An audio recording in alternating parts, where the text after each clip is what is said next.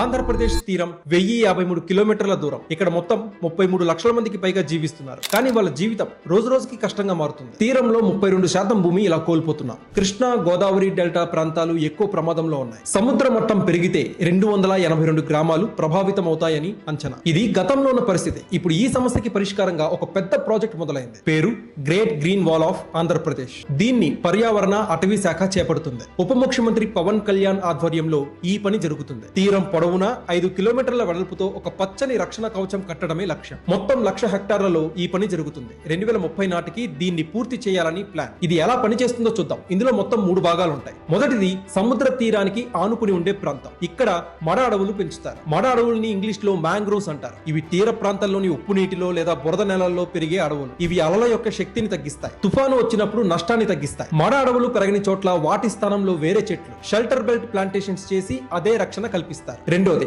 బలమైన గాలిని అడ్డుకునే ప్రాంతం. కాలువ గట్ల వెంబడి రోడ్ల పక్కన చెట్లు నాటుతారు. ఇవి బలమైన గాలిని కొంత ఆపుతాయి. మూడోది గ్రామాల పరిసర ప్రాంతం. ఇక్కడ రైతులు స్థానికులు కలిసి చెట్లు పెంచేలా ప్లాన్ చేస్తున్నారు. దీని వల్ల స్థానికులకి ఉపాధి అవకాశాలు కూడా మెరుగుపడతాయి. ఈ ప్రాజెక్ట్ ఇప్పటికే అమల్లోకి వచ్చింది. 2024-2025లో 740 హెక్టార్స్ లో మడ అడవుల్ని నాటారు. 2025-2026లో అది 1930 హెక్టార్స్ కి పెరిగింది. దీంతో మడ అడవుల పెంపకంలో దేశంలోనే 2వ స్థానానికి వచ్చింది ఆంధ్రప్రదేశ్. ఈ పురోగతిపై ఇటీవల పవన్ కళ్యాణ్ గారు కూడా సమీక్ష నిర్వహించారు. అధికారుల్ని అభినందించారు. అలానే పనుల వేగం మరింత పెంచాలని ఆదేశించారు. ఈ ఏడాది టార్గెట్ ఇంకో 2 months లో పూర్తి చేయాలని చెప్పారు. ఈ ఏడాది ప్రణాళిక 8,888 హెక్టార్స్ లో మొక్కలు నాటడం. అందులో 5,000 హెక్టార్లు తాటి చెట్ల కోసం. నవంబర్-డిసెంబర్ లో ఇంకో 305 హెక్టార్స్ లో మడ అడవుల పునరుద్ధరణ. తీర జిల్లాలకి 70 లక్షల కొత్త మొక్కలు కూడా ఇస్తున్నారు. ఈ ప్రాజెక్ట్ కోసం కేంద్రం నిధులు ఎక్కడా కూడా డీవియేట్ కాకుండా ఖర్చు చేస్తున్నారు. 2030 నాటికి ఈ ప్రాజెక్ట్ పూర్తయితే ఏం జరుగుతుంది? సముద్రం వల్ల భూమి కోల్పోవడం తగ్గుతుంది. తుఫాను వచ్చినా నష్టం తక్కువగా ఉంటుంది. మత్స్యకారుల